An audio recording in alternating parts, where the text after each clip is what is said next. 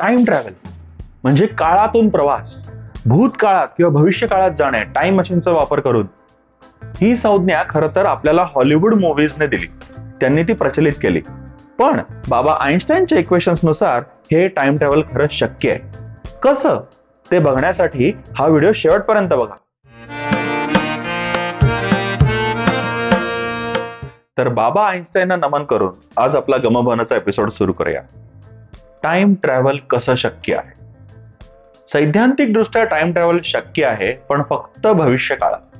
आपण भूतकाळात time travel करू शकत नाही, किंवा तशी थिअरी पण आज आपल्याकडे नाही. पहिली गोष्ट म्हणजे लक्षात घ्या की आपण एका 4 डायमेन्शनच्या ब्रह्मांडात राहतो. 3 स्पेशियल डायमेन्शन्स म्हणजे अवकाशीय परिमाण, म्हणजे लांबी, रुंदी आणि उंची, आणि चौथं म्हणजे टाइम म्हणजे वेळ. हे टाइम डायमेन्शन याला असं म्हणतात. 3 ज्या स्पेशियल डायमेन्शन्स आहेत, लांबी, रुंदी, उंची, यामध्ये आपण दोन्ही दिशेंना जाऊ शकतो, म्हणजे वर, खाली किंवा मागे, पुढे. पण वेळ ही एक अशी डिमेन्शन आहे की ज्यामध्ये आपण फक्त पुढेच जाऊ शकतो.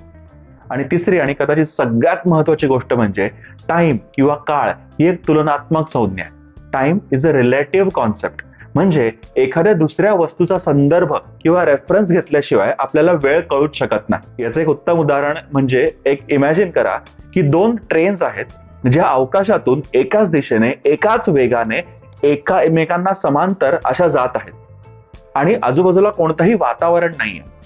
तर एक लक्षात घ्या, त्या ट्रेनमध्ये बसलेल्या माणसाला हे जाणण्याची कुठलाही मार्ग नाही की ट्रेन थांबलेली आहे, ट्रेन चालत आहे किंवा ट्रेनचा वेग काय आहे.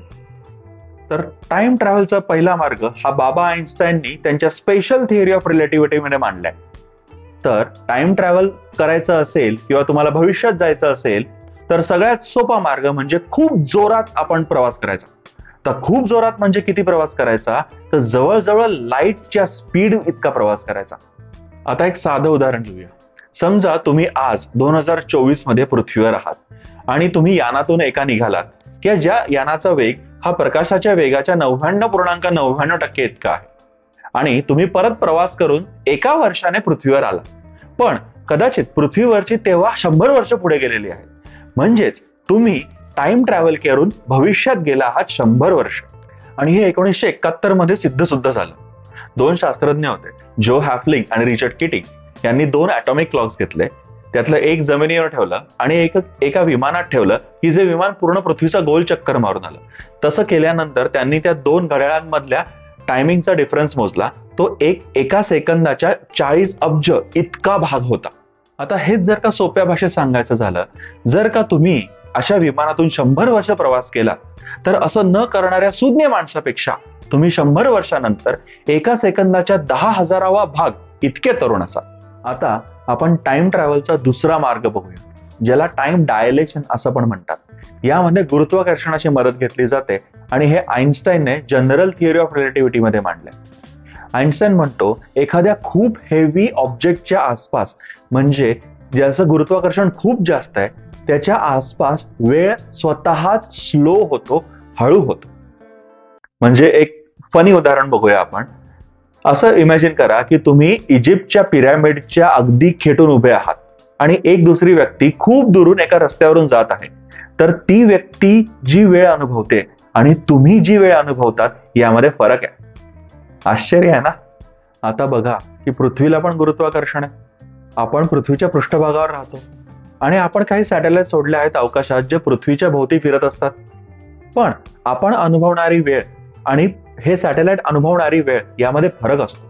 म्हणूनच या सर्व सॅटेलाइटची घड्याळं आपल्याला आपल्या वेळेनुसार कंटिन्युअस कॅलिब्रेट करावी लागतात, नाहीतर आपलं GPS चालणार नाही. आणि आता आपण टाइम ट्रॅव्हलचा तिसरा आणि कदाचित सगळ्यात विचित्र मार्ग बघणार आहोत, ते म्हणजे वर्म होल. वर्म होल काय असतं? तर स्पेस टाइम फॅब्रिक मधला एक बोगदा किंवा एक शॉर्टकट. आणि हे सुद्धा आपल्याला आईन्स्टाईनच्या जनरल थिअरी ऑफ रिलेटिव्हिटी नेच कळालेलं आहे. आता असं अज्युम करा की हे स्पेस टाइम फॅब्रिक आहे आणि आपल्याला A बिंदूपासून B बिंदूपर्यंत जायचं आहे. तर 2D मध्ये A बिंदूपासून B बिंदूपर्यंत जाण्यासाठी सगळ्यात सोपा मार्ग म्हणजे एक सरळ रेषा. आता हे स्पेस टाइम फॅब्रिक 3 डिमेन्शन आहे आणि कुठल्या तरी मार्गाने हे वळलंय की जेणेकरून ए बिंदू आणि बी बिंदू एकमेकांच्या वर आलेले आहेत. आता असं अज्युम करा की यामध्ये जर का एक बोगदा आपण पाडला तर ए बिंदूपासून बी बिंदूपर्यंत जाण्याचा मार्ग हा अतिशय छोटा होईल. 100 वर्ष प्रवास करण्याच्या ऐवजी आपण एका वर्षात प्रवास करू शकू. यालाच म्हणतात वर्म होल. खरं तर वर्म होल काय, किंवा अतिशय जास्त वेगाने प्रवास करणे काय, किंवा अतिशय मोठ्या वस्तुमानाच्या आजूबाजूला जाणे काय, हे कदाचित आपल्याला आज शक्य नाही. पण हे शक्यच नाहीये असंही नाही. सैद्धांतिक दृष्ट्या टाइम ट्रॅव्हल हे शक्य आहे. भविष्यात कदाचित टाइम ट्रॅव्हल हे आपल्या दळणवळणाचं साधन असेल.